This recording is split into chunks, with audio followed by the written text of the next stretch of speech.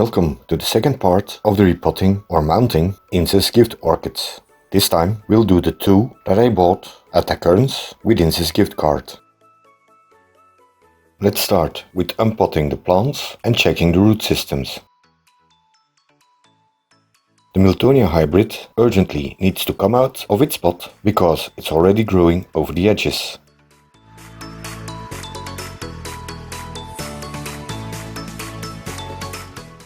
And as you can see, it has an almost perfect root system, so I don't want to mess too much with it. Just remove the loose bark and then pot it on in fresh media. While removing as much bark as possible, trying not to damage the root ball, I also remove the sheets around the bulbs, because that's where the roots start growing and I want them to grow down into the media instead of up in the air. And since the whole plant looks very healthy, I will not remove any of the back bulbs, so the plant can benefit from the extra food and water reserve.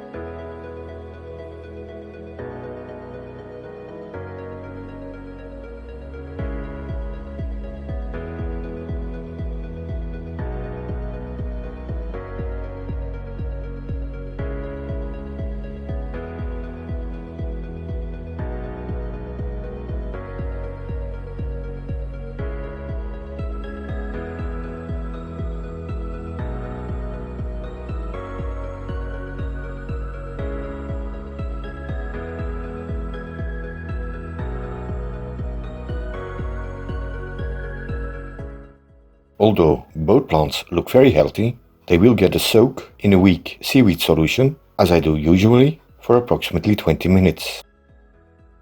The Maxillaria variabilis doesn't come out of its pot that easy, because its roots already are starting to deform the plastic pot. And indeed, that's a massive healthy root ball. As far as I can see, it consumed practically all of the media, and it will be a hell of a job to get a few remaining pieces out of it. But it needs to be done, and in the end I spent more than 20 minutes to get the last pieces out, so I speeded this part up. Since I'm going to try my hand on growing it in semi-hydro, all the media needed to come out.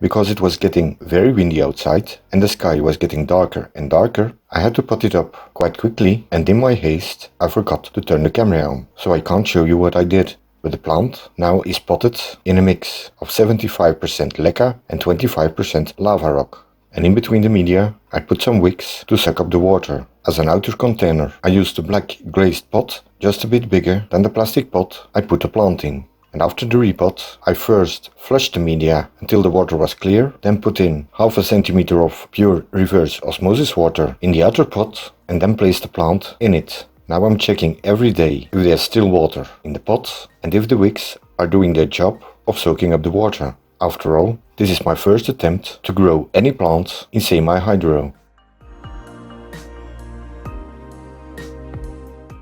After reading up on the Miltonia, I found out that it's a very vigorous grower, so I decided to do a combo repot and mount for this orchid.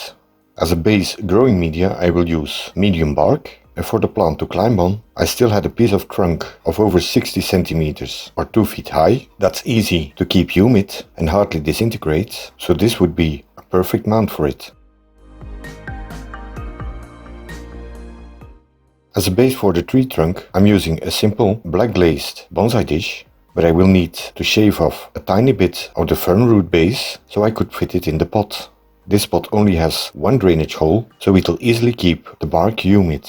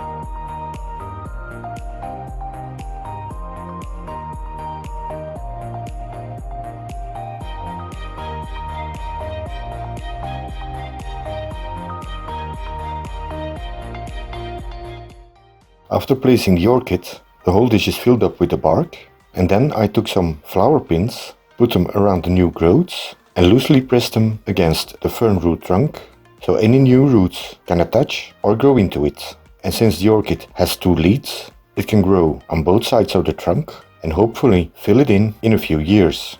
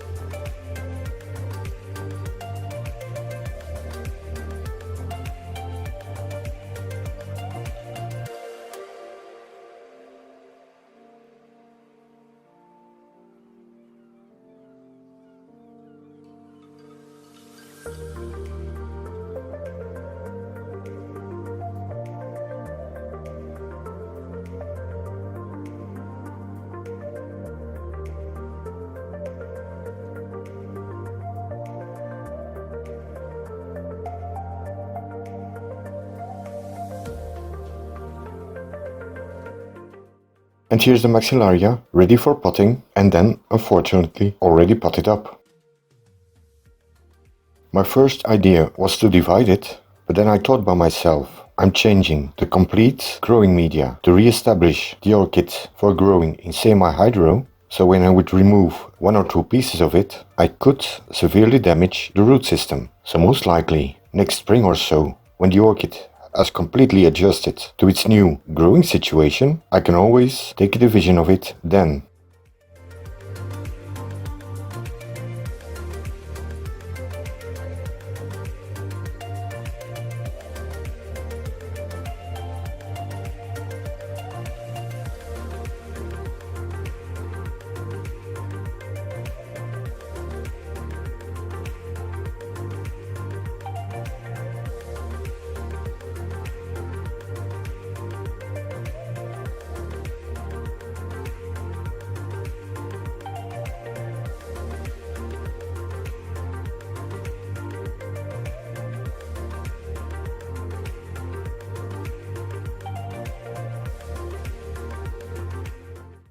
And a closer look at the Miltonia mount, all finished, ready to grow on and hopefully to enjoy many beautiful flowers in the future.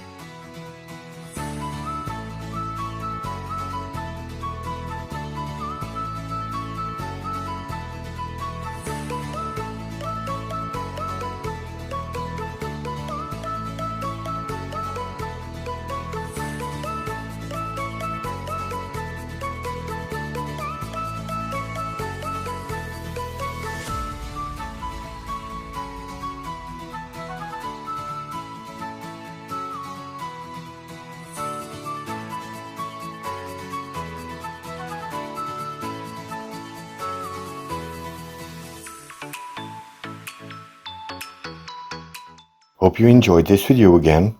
Until next time.